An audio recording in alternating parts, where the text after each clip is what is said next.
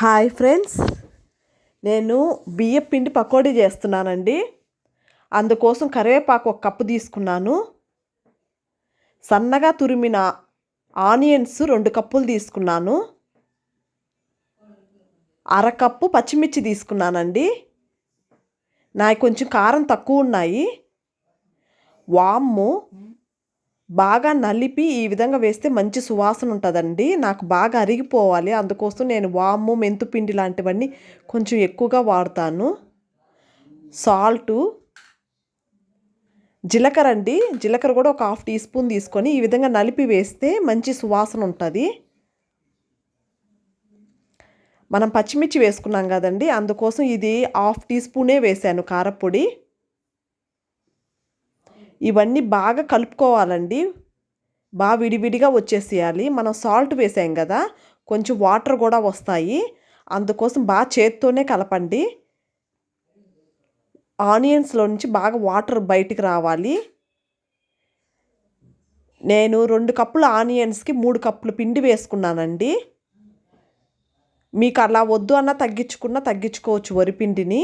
నేను 3 కప్పుల దాకా ఈ విధంగా నీళ్లు లాంటివి ఏమి యాడ్ చేయకుండా పొడి పిండినేనండి, ఆ నీళ్ళతోనే ఈ విధంగా కొంచెం కొంచెంగా వేసుకుంటా కలుపుకున్నాను. ఇందాక మనం ఆనియన్స్లో సాల్టు ఓన్లీ ఆనియన్స్కి సరిపడా సాల్ట్ వేసానండి. ఇప్పుడు పిండికి సరిపడా సాల్ట్ వేస్తున్నాను. వాటర్ రావడం కోసంగా ఓన్లీ ఆనియన్స్లో మాత్రానికి సాల్ట్ వేసి కలిపితే వాటర్ వచ్చాయి.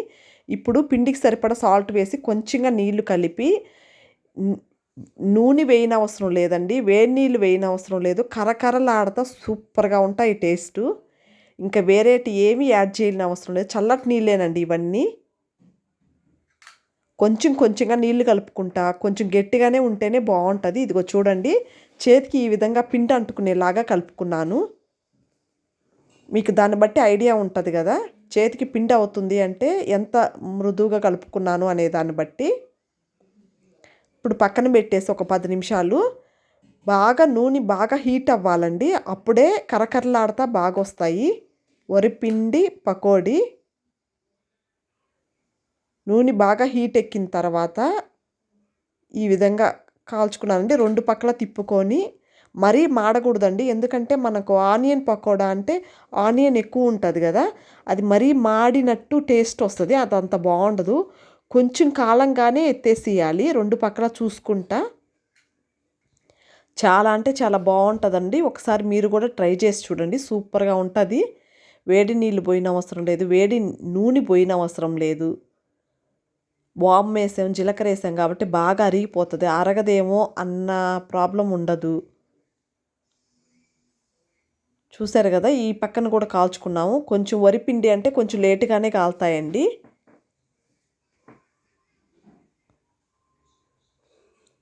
కొంచెం మరీ మాడినట్టు కాకుండా కొంచెం వేగనిస్తే చాలు. చాలా అంటే చాలా బాగుంటాయి.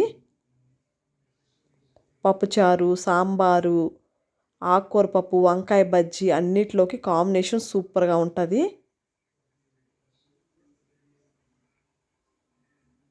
చూడండి ఎంత బాగున్నాయో, మంచి సువాసన వస్తున్నాయండి. ఆనియన్స్ కదా, మొత్తం ఇల్లంతా మంచి సువాసన వస్తున్నాయి. ఇదిగోండి, ఈ మాత్రం వేగితే చాలు. ఇప్పుడు ఎత్తేసుకున్నాము. చూడండి వేగినాయి కదా, ఇదిగో ఈ కలర్ వస్తే చాలండి. ఇంతకు మించి వేగితే మరీ మాడినట్టు అట్లా అయిపోతాయి. ఇదిగో ఆనియన్ మరీ బ్రౌనిష్ కలర్ కాకుండా కొంచెం కలర్ మారితే చాలండి. మరీ అంటే నురుగు కూడా పోయింది చూడండి, నూనె మీద ఉండే నురుగు కూడా పోయింది. అంతే, ఎత్తేద్దామండి, ఇంకంతేను. ఇప్పుడు ఎత్తేసి మళ్ళీ ఇంకొక వాయి వేసుకున్నాము. ఈ విధంగా మొత్తం పకోడీ చేసుకున్నామండి. సింపుల్ ఐటమ్స్తో, ఎక్కువ వేయకుండా సింపుల్గా 2 నిమిషాల్లో రెడీ అయిపోయే పకోడీ అండి. ఇంట్లో వరిపిండి అందరి ఇళ్ళల్లో ఉంటుంది రెడీగా. ఈ విధంగా మొత్తం చేసేసుకున్నాను. చాలా అంటే చాలా క్రిస్పీగా వేడి వేడి అన్నంలో కరకరలాడతా తింటూ ఉంటే టీ స్నాక్గా సూపర్గా ఉందండి. మీరు కూడా ఒకసారి ట్రై చేసి చూడండి.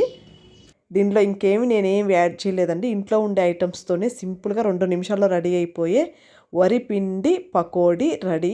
మీరందరూ కూడా ట్రై చేసి చూడండి, చాలా బాగుంది. మీకు ఏమైనా కొత్త రెసిపీస్ కావాలన్నా నాకు కామెంట్స్ చేయండి. మీకు అందరికీ ఈ వీడియో నచ్చిందనేసి అనుకుంటున్నాను. నచ్చిందంటే లైక్ చేయండి, షేర్ చేయండి, సబ్స్క్రైబ్ చేయండి. Thank you for watching.